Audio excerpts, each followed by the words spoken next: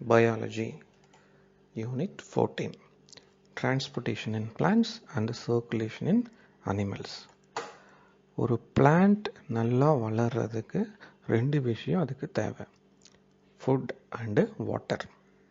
Food அப்படிங்கிறது ஒரு பிளான்ட்டினுடைய லீஃபில் photosynthesis அப்படிங்கிற ப்ராசஸ் மூலமாக உருவாக்கப்படுது. வாட்டர் சாயிலுக்கு கீழே இருக்கக்கூடிய ரூட்ஸ் மூலமாக அது அப்சர்வ் பண்ணி எடுத்துக்குது. இப்போது இந்த ரெண்டுமே பிளான்ட்டினுடைய மற்ற பாகங்களுக்கு எப்படி கடத்தப்படுகிறது அப்படிங்கிறத பற்றி பார்க்கலாம். Water and mineral salts absorbed by the roots reach all parts of the plant through the xylem. Xylem அப்படிங்கிற அமைப்பு மூலமாக தான் ரூட்லேருந்து அப்சார்ப் பண்ணக்கூடிய வாட்டர் மினரல் சால்ட்லாம் மற்ற the food synthesized by the leaves are translocated to all parts of the plant through the phloem. phloem அப்படிங்கிற ஒரு ஸ்ட்ரக்சர் மூலமாக தான் லீஃப்லேருந்து மற்ற பார்ட்ஸ்க்கு ஃப்ளவர், ஸ்டெம், ரூட் இது எல்லாத்துக்கும் ஃபுட்டு வந்து ரீச் ஆகுது. So the bulk movement of substance through the vascular tissues, இந்த vascular tissuesங்கிறது ரெண்டு, xylem, phloem, is called as translocation. அனிமல்ஸில் இது எப்படி நடக்குது அப்படின்னா த்ரூ த பிளட்னுடைய பார்ட்ஸ் அப்படின்னு பார்த்தோம் அப்படின்னா ஆர்பிசி அப்படின்னு சொல்லக்கூடிய red blood cells. Another name is erythrocytes. Second one is WBC white blood cells, leucocytes. இது வந்து 5 டைப்ஸாக இருக்கு, நியூட்ரோஃபில், லிம்போசைட் அண்ட் மோனோசைட்ஸ். இப்போ அனிமல்ஸில் இந்த ஃபுட் வாட்டர் வந்து எப்படி டிரான்ஸ்லோகேட் ஆகுது அப்படிங்கிறத பார்க்கலாம். சர்க்குலேட்டரி சிஸ்டம் மூலமாக தான் இது நடக்குது. What are the types of circulatory systems? இப்போ இந்த சர்க்குலேட்டரி சிஸ்டத்தினுடைய மேஜர் ஆர்கன் எது அப்படின்னா heart. So this is the external structure of the human heart. Heart அப்படிங்கிறது என்ன அப்படின்னா it is made up of a special cell. It is a 4 chambered structure. இதில் வந்து 4 சேம்பர் வந்து இருக்கும். அதுக்கப்புறம் இதிலிருந்து வெயின்ஸ், ஆர்டரிஸ் இதெல்லாம் வந்து மற்ற பாடி பார்ட்ஸுக்கு வந்து போகும். இந்த பிளட் மூலமாக water and minerals then food எல்லாத்தையும் இதுக்கு ஹார்ட்லேருந்து பிளட் வெசல்ஸ் மூலமாக தான் மற்ற பாடி பார்ட்ஸுக்கு வந்து கடத்தப்படுகிறது. So this is the structure of blood vessel. இதில் வந்து ஆர்டரி, வெயின் ரெண்டையும் கனெக்ட் பண்ணக்கூடிய அந்த மைன்யூட் டியூபுல்ஸ், அதுக்கு பேர் தான் வந்து கேப்பலரிஸ்.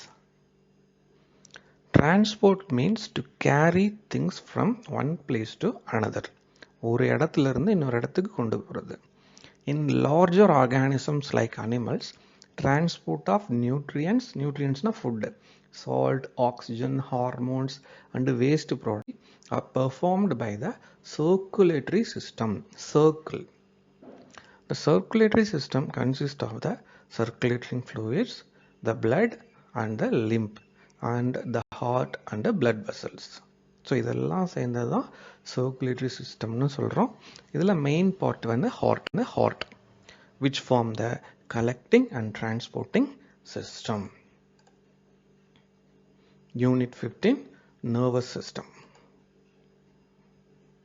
நர்வஸ் சிஸ்டத்தினுடைய முக்கியமான ஒரு பகுதி தான் வந்து neuron. So this is the structure of neuron.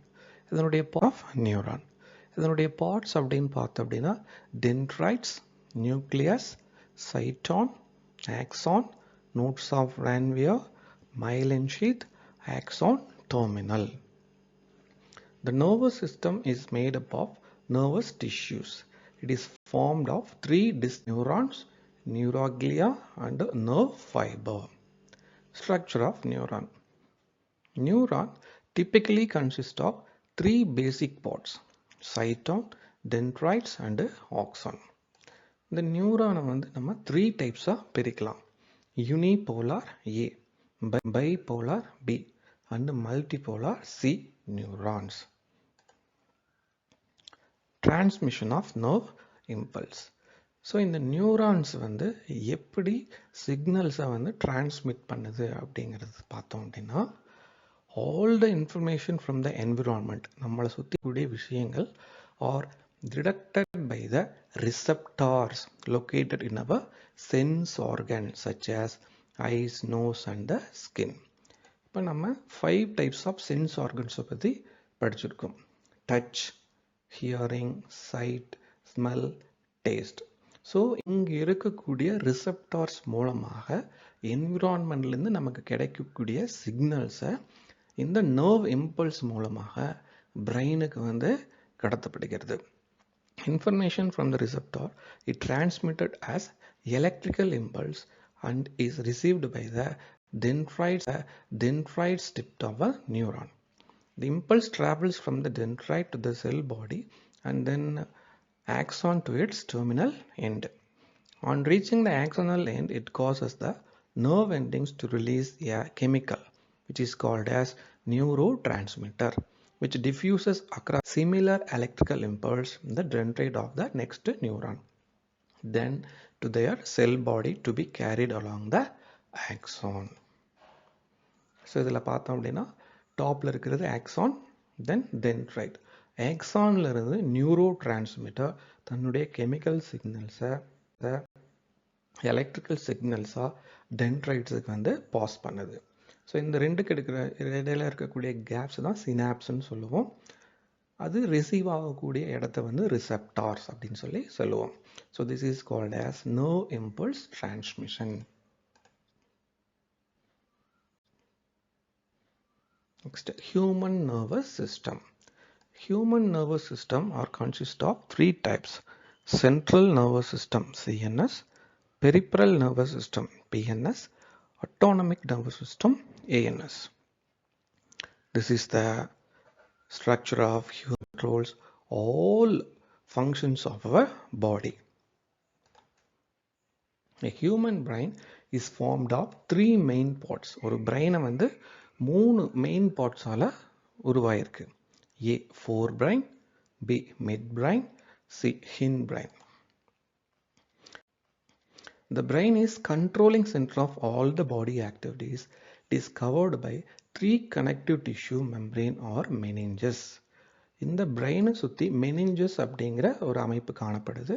இது 3 டைப்ஸாக இருக்குது: டியூராமேட்டர், அரக்னாய்ட் மெம்பரேன், பயாமேட்டர்.